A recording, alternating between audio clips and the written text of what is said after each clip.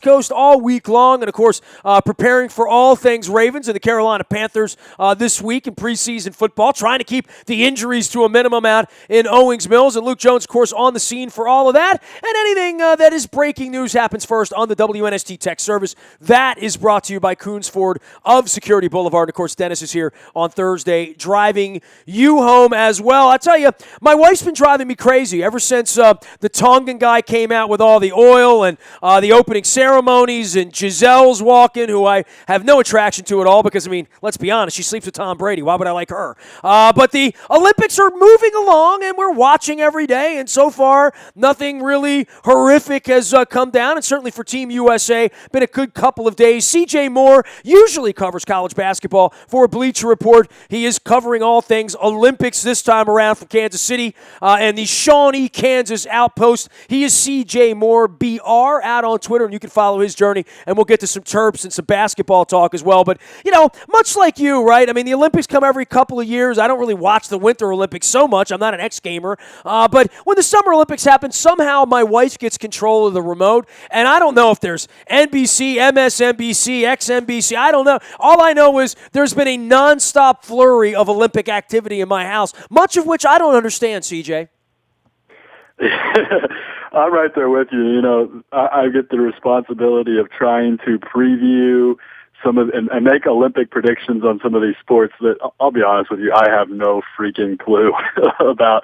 I was researching equestrian yesterday, and I was like, there's jumping and there's eventing and then there's eventing jumping, and I thought they were two different things, but they say they're the same, and I get pretty confused with some of this stuff, but I understand swimming. I think I kind of understand gymnastics, and I definitely understand the hoops, but other than that, it's been tough going for me. See, I don't understand gymnastics. I don't understand anything that's a beauty competition. Anything that doesn't come with scoring points, right, or a clock.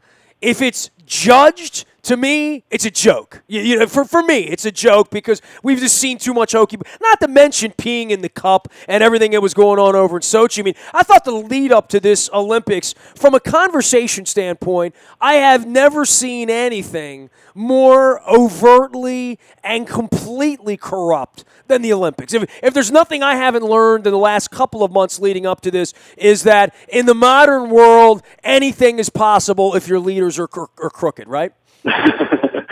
Yeah, I guess so. And, you know, from a PR standpoint, I don't think there's ever been a worse lead up than this one. And for the most part, you know, other than some of the doping stuff, which is a bad look, I think, you know, it's gone relatively smoothly for them. But, you know, the doping is one thing that when I was in school, like 10 years ago, I did a story on drug testing. And, you know, so I have a little bit of knowledge on it. And I know there are so many loopholes and so many ways to get around things that it's a very, very difficult, you know, test to administer and to really come out and figure this thing out. So, you know, I kind of have a little bit of sympathy for them trying to figure it out, but at the same time, it seems like the rules aren't really cut and dry. They're just kind of figuring it out as they go. Hey, bro, I covered Rafael Palmeiro and Brady Anderson back in the day, so you don't have to tell me. I mean, I've been on to this for 20 years, but the sophistication that was used by the Russians and the fact that they were allowed to participate because there might be World War III if they don't, I guess, and in certain cultures, how important it is. I mean, how important it is to the Chinese government that the Chinese team does well, that there is truly honor in all of this in a lot of places. Here, you know, I think it's about Michael Phelps swimming around and feeling good about himself and getting on a Wheaties box and making a bunch of money, and Simone Biles selling a bunch of breakfast cereals or whatever. You know, I feel the commercialization of it is a little bit weird to me, but even more so, it's stuff like, bro, the other night I had TV on, and my wife looks up and says, "Look at that guy's name." And his name is Steele Johnson. And I'm thinking to myself, that sounds like a shirt that I would buy down at the boardwalk in Ocean City in the 80s to make the girls laugh. And then I'm like, well, what sport is it? And she says synchronized swimming. I'm like, synchronized swimming? She said, no, synchronized diving. And I'm like, the hell is synchronized diving? Where do they make this stuff up, man? Yeah, it's beyond me. I mean, it's some of the sports that you come across. You're like, those are bar games. Those aren't Olympic. Shouldn't be Olympic sports. Ping pong was on the other day. I mean, I've played a lot of ping pong and I've watched it, in the Olympics. But it is astonishing that they hand out gold medals for ping pong. I mean, yeah. I find that to be just on this side of absurd, quite frankly. Yeah, I'm kind of surprised darts isn't one of the games, and there's the all the shooting, the pistol shooting and the air rifle that always surprises me that those are Olympic sports. Like, heck, my dad might be able to participate. I know he's a pretty good shot. I've always wanted to go curling. Every time I see the Winter Olympics, I want to get a broom and a beer and move to Wisconsin.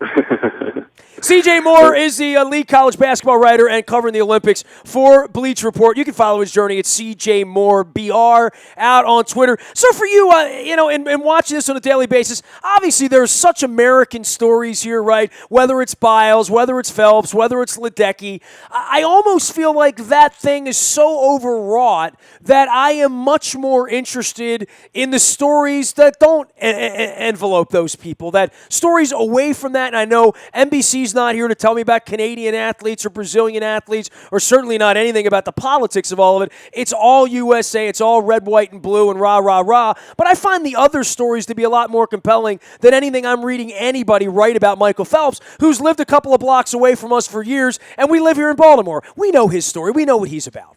Mm-hmm. Yeah, I mean, it is the genuineness of some of these athletes that you've never heard about.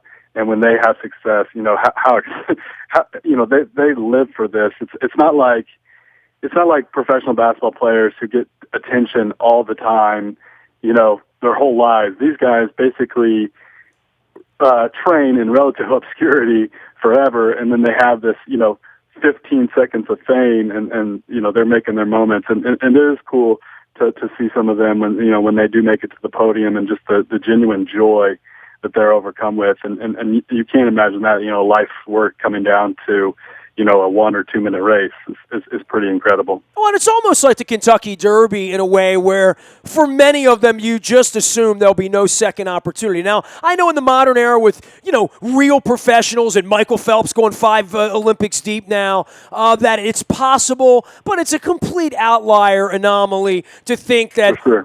8 years from now Simone Biles is still going to be, banging around on a balance bar.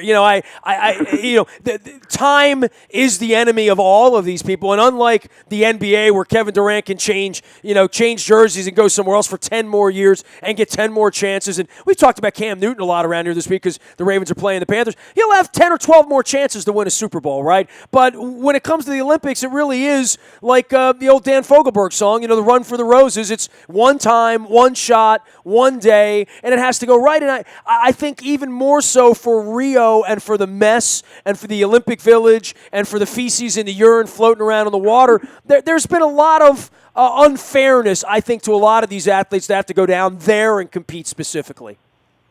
Yeah, and you talked about the commercialization of it earlier, but I understand trying to cash in because like you said, their timeline is so limited, and it's not like professional basketball or football where they get paid, big bucks by the people who employ them. Sure, they make money going to the Olympics, but I'd be cashing in as well. So, and as far as going to Rio, that also has to be frustrating when this is your one chance to go to the Olympics, and it's a destination that probably wasn't the best choice. I don't think there's any doubt about that. C.J. Moore, BR, is the way to follow C.J. out on Twitter. All right, let's get to college basketball because that's your bread and butter, and I want to throw a little Terps talk in. Last year thought to be a top 5, and some polled number 1 team. There was a lot of expectations. It got kind of heavy on that team, and I traveled with them a little bit out in the Midwest last year to Purdue when things weren't going well for them. And the 16 exit feels good to some degree because we're Maryland fans and it's been a little while since Gary Williams, but it also feels very, very fleeting when you look at this year and realize, not going to be any national championship for the Terps this year. You talk about one chance, one and done, the Diamond Stones, the Robert Carters, the mistakes that were made from those guys trying to enhance their professional career and get to the NBA quicker. And they sort of played like that in February, March. They played like a bunch of guys that were trying to get to the NBA, not necessarily guys that were absolutely concerned with sticking around, winning a championship, fighting for old Maryland. Most of them got a cup of coffee and rolled out. Trimble's coming back. That helps, but by and large, Maryland has a much emptier cupboard this year and much, much lower expectations.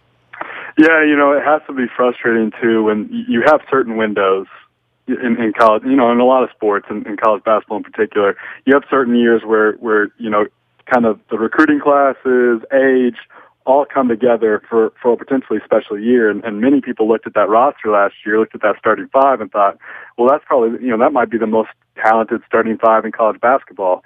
And I don't know that I can sit here and argue and tell you that it, it wasn't at least one of the top five starting fives as far as talent goes. But like you said, it just seemed like whether it was agendas or what have you, they just never really came together and lived up to their potential. And it was, you would see it for small glimpses, but it never seemed like they couldn't even put it together for a whole game, it seemed like to me. It is amazing in the modern era with all of the scouting services, all the agents, and AAU, and all the you demands that everybody runs into the NBA draft. And man, and the list over the last quarter of a century of guys who really had their feelings hurt, their pocketbooks hurt, their careers hurt, and, wind up playing on some Greek team until they're 26 and making a couple of $100,000 and coming home and having to figure the rest of their lives out.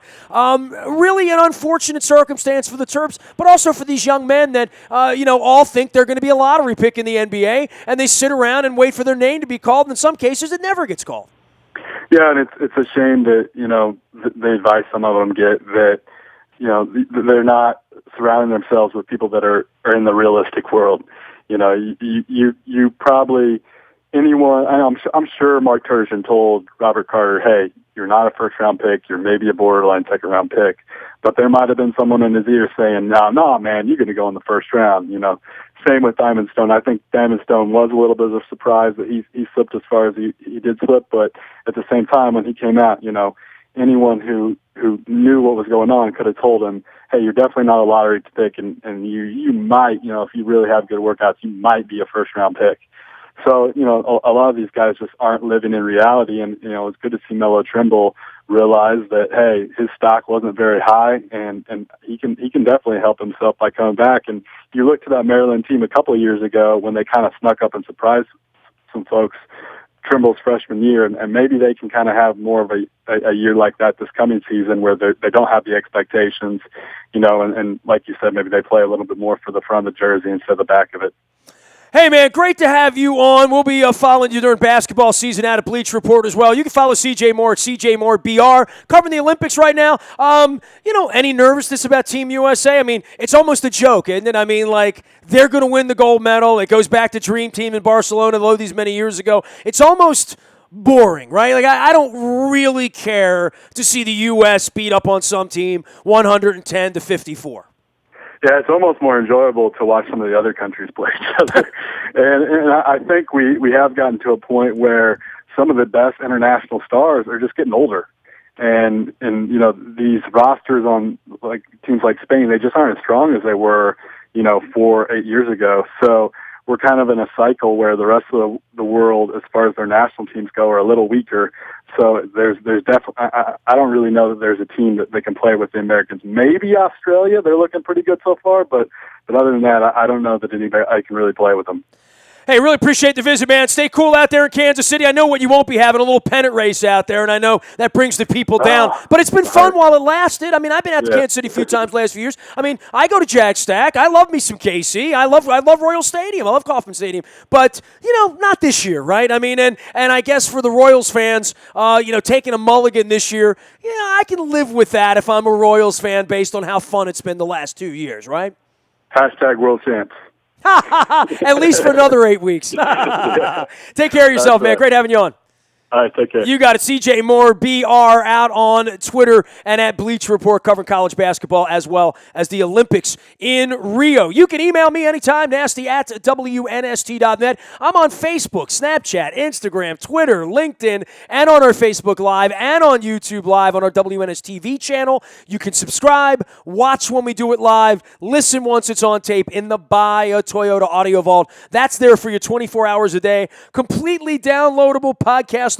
Listen when you want, where you want, how you want. You can download the TuneIn Radio app and listen live from anywhere in the world anytime. Our morning newspaper hits your email inbox at 7 a.m. each and every morning. It is powered up by our friends at Coons Ford of Security Boulevard, and tech service is there for you whenever you want it. It's always there. Breaking news. You'll never be left out. Of course, the morning newspaper at 7 a.m., powered up by Planet Fitness and PlanetFitness.com. I'm Nestor. This is WNST.net, AM 1570, and WNST Towson, Baltimore, and we never stop talking Baltimore sports.